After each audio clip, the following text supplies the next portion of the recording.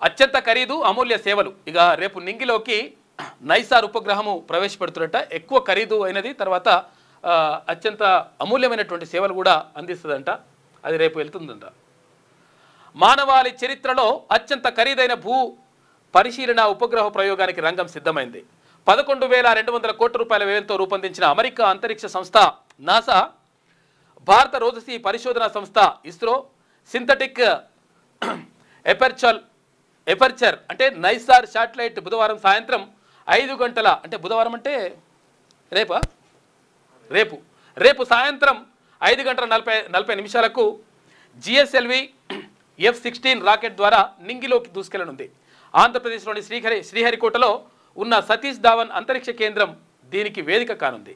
రోజసీ రంగంలో 2 దేశాల మైత్రికి ప్రబల నిదర్శనంగా నిలిచిన ఈ ఉపగ్రహం ప్రపంచమంతటికి అద్భుత సేవలు అందించబోతుంది అని చెప్పేసి ఒక వార్త కనిపిస్తూ ఉంది. అసలు నైసార్ అంటే ఏంటిది, అసలు యాక్చువల్గా దీనికి కథ ఏంది అని చెప్పేసి లోపల పేజీలో ఇచ్చిండ్రు.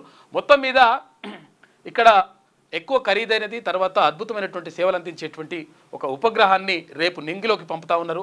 అది ఎవరు తయారు చేసినారు అంటే అమెరికాకు చెందినటువంటి నాసా, తర్వాత భారత్కు చెందినటువంటి ఇస్రో. ఈ 2 సంస్థలు సంయుక్తంగా కృషి చేసి దాన్ని పంపిస్తూ ఉన్నాయంట. అది విజయవంతం కావాలని చెప్పేసి కోరుకుందాం.